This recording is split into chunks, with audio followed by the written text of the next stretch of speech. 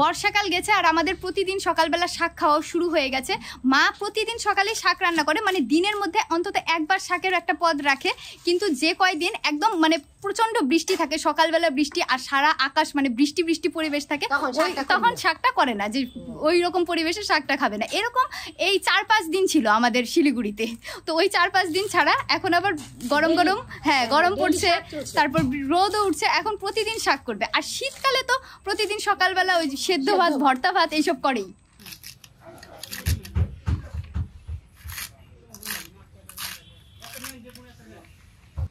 কাঁচা লঙ্কাও কেটে নিলাম, কাটাকাটি শেষ। এখন উনুন জ্বালিয়ে রসুন ফোড়ন দিয়ে, কালো জিরে ফোড়ন দিয়ে শাক বসিয়ে দেবো আর নেড়ে চেড়ে নামিয়ে দেবো। এই কলমি শাক ভাজা খুবই সহজ, যে কোনো শাক ভাজাই সহজ।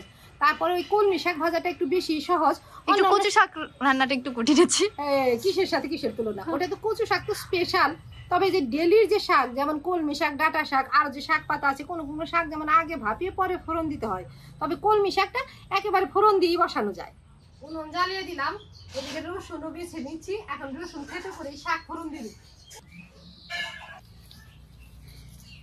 উনুন জ্বলে গেছে, কড়াইটা বসালাম, রসুনগুলো থেতলে নিলাম। এদিকে কড়াইও গরম হয়ে গেছে। এখন সর্ষের তেলে আগে শুকনো লঙ্কা ভেজে তুলে রাখবো, তারপরে রসুন ফোড়ন দিব। কড়াইতে সর্ষের তেল দিচ্ছি, এই যে এখন 2টা শুকনো লঙ্কা ভেজে তুলে রাখবো। শুকনো লঙ্কা ভেজে তুলে নিলাম। এখন এই তেলেই থেতো রসুন দিব। থেতো রসুন, কালো জিরে ফোড়ন দিচ্ছি। রসুনটা একটু কড়া করে ভেজে দিব, তারপরে শাকে ঢেলে দেবো। ফোড়নটা একদম কড়া করে পুড়ে নিলাম। এখন শাক ঢেলে দিব, পুরো শাকটাই ঢেলে দিলাম। এখন উপরে নুন ছিটিয়ে নেড়ে চেড়ে ভাজা ভাজা করে নেব। স্বাদ মতো নুন দিলাম, নেড়ে চেড়ে শাকটা মিশিয়ে দিই। সকালবেলায় করছি শুধু শাক ভাত, তো ভাত তো রান্না হয়েই গেছে উনুনে, তারপরে জাল ধরে দিচ্ছি। এর অবশ্য একটা কারণ আছে, যেদিন বাড়িতে চিকেন রান্না হয়, আমার খুবই তো চিকেনের চাপ পকোড়া মানে এক একদিন এক এক ভাবে করে দিলে খেতে খুব পছন্দ করে। চিকেন রান্না হয়েছে, চিকেনটা একদম সবকিছু ওই রান্নার সাধারণ মশলা দিয়ে মেখে টেখে রাখছি, আর ওখান থেকে কয়েক পিস তুলে রাখছি। সেটা আজকে ওটা ফ্রিজে নর্মালি রেখে দিচ্ছি, সেটা আজকে একটু ভাজা ভাজা করে দিব। আর ওটা ভাজতে গরম উনুনে ভাজলেই ভালো হয়, একদম ধাবা জাল না দিয়ে অল্প আছে।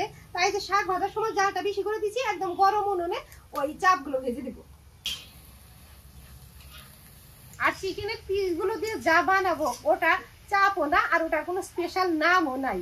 এক একদিন এক একভাবে করে দিই। কোনোদিন দেখা যায় যে একটু বেসন, কর্নফ্লাওয়ার ঘরে থাকলে ওটা দিয়ে করে দিই, আর ওটা যদি না থাকে মুসুর ডাল, আতপ চাল বেটেও করে দিই। আজকে তা করে দেবো না, ধনেপাতা কাঁচা লঙ্কা দিয়ে মেখে রাখছি। আর ওই তো মাংস যে সাধারণ মশলায় মাখায়, ওটা দিয়ে আগে মাখছি, পরে ধনেপাতা কাঁচা লঙ্কা আর লেবু চিপে দিচ্ছি। ওটা এমনি একদম সাদা তেলে ভাজা ভাজা করে দিবো।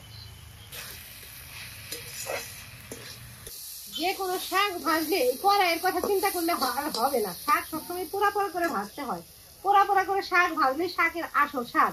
তো যে কোনো শাক ভাজতে গেলে একদম অল্প আছে শেষের দিকে নেড়ে চেড়ে পোড়া পোড়া করে ভাজতে হয়, ভাজলে খেতে ভালো লাগে। শাকটা একদম পোড়া পোড়া করে ভেজে নিলাম, এখনই নামিয়ে দেবো। নামিয়ে দিয়ে আরেকটা প্যান বসিয়ে ওই পকোড়াগুলো ভেজে নেব। এখন এই প্যান উনুনে বসাবো। গরম প্যানে সাদা তেল দিলাম, তেলটা একদম টনটনা গরম হয়ে গেছে। এখন অল্প আছে এই মাংসের পিসগুলো ভেজে নেব। চিকেনের পিসগুলো দিয়ে দিলাম, সবগুলো পিস একসাথেই দিব, উল্টে পাল্টে অনেকক্ষণ সময় নিয়ে ভাজবো। চিকেনের পিসগুলো গরম তেলে দিয়ে দিছি, এখন এটা দিয়ে ঢেকে দেবো। একটু পর পর ঢাকা খুলে উল্টে দেবো।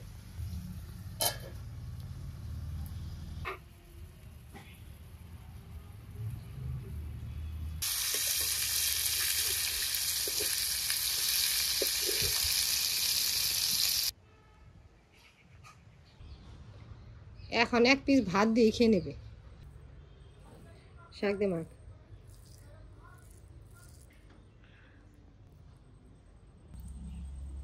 শাক ভাত হলে আমার আর অন্য কিছু লাগে না।